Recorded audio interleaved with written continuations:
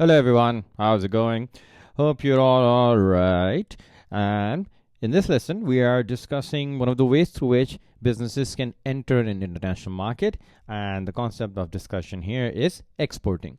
Now, you will remember when we were discussing the Pestel analysis in our earlier chapter 6.1, we were discussing the economic factors. And you'll remember that when we discussed exchange rates, we know that exchange rates have an impact if the country or the business is involved in importing and exporting.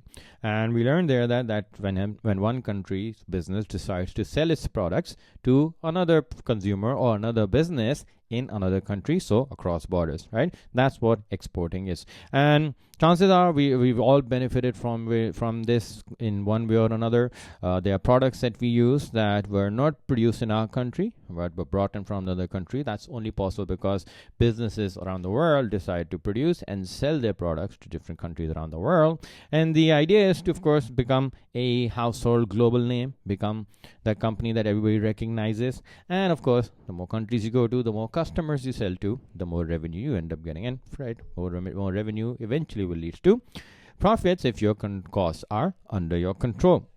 Now, there are two ways through which a business can start exporting.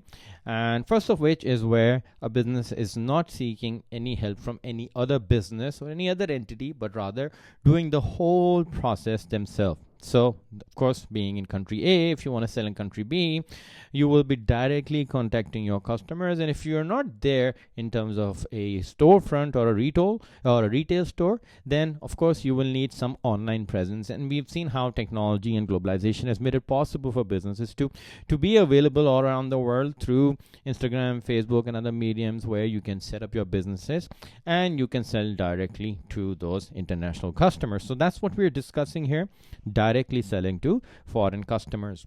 Now, why would a business choose to do this over seeking help from any other entity? Well, first of all, you get to control everything about your marketing element. So the product, whatever that is, you will decide the final shape, you will decide how it's packaged, you will decide the price, you will decide how you're promoting it, and you will decide how to sell it, right? So the entire marketing mix, which is the way you communicate with your customers, is in your hands. So you can put the right mix forward, saying the right things to the customers, giving them the right message so that they are convinced to buy your product.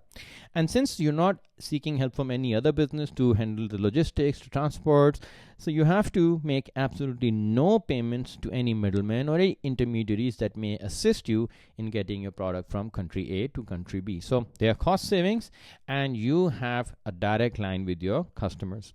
However, if you go direct, and there are certain limitations as well. First of which is that you will need a team in that country to handle your logistics, your delivery, if there are any customer returns to handle that. So someone to take over the whole transportation and delivery system, you will need some presence over there.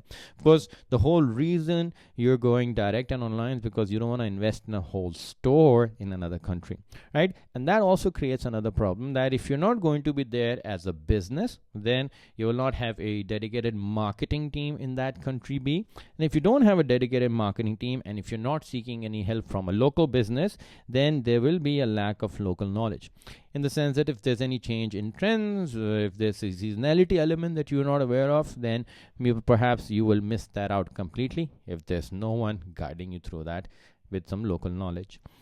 But nonetheless, this process is widely used. We've seen that this is a way to save up on your costs, reduce your costs, and still try to be able to sell across the globe. The second route of exporting is getting help from a foreign agent or another company that will take care of your operations in country B, and you can simply concentrate on making the product as per the demand from country A. Now, the benefits of this are the exact opposite of the first method where you were selling it directly. The problems there were you have to take care of transport, you have to have an office there, you will have lack of knowledge. Well, to counteract those problems, you bring in a foreign agent. And the problems there becomes the solutions here. So you will have an agent who will have local knowledge fresh. They will understand the culture better, the trends, the seasons. So that's where you will have current information coming to you. They will take care of the transport and delivery, and then you don't have to set up any operations in any country. That means no paying of rent, no hiring of labor, no installing of capital. So all of that investment on resources is saved by the business. However, of course, when you bring in a foreign agent, they're not going to do this for free. They have to make their own profit. So there'll be payments involved going to intermediaries in the middle. So they are taking care of transport. So that cost will also be part of it. Therefore, your cost of sending the product and eventually the final price of the product will then be higher. And you cannot stop these agents for selling your rival's product, right? They are simply agents who want to bring all the products that the consumers have a demand for. Therefore, they may not push your product as frequently as the rivals, and therefore, where you had the marketing mix in your control when you're doing it directly, here you do not have a direct line with the consumers. And when we talk about these agents, these don't have to be just individuals. We will remember that during our earlier discussions on business structures, you could have a joint venture, you can have a franchise, and they're all methods through which businesses can enter a new country. They can take over another business, and even if it's a joint venture, then they're two companies from two separate countries, but they're still combining their resources to produce a new product.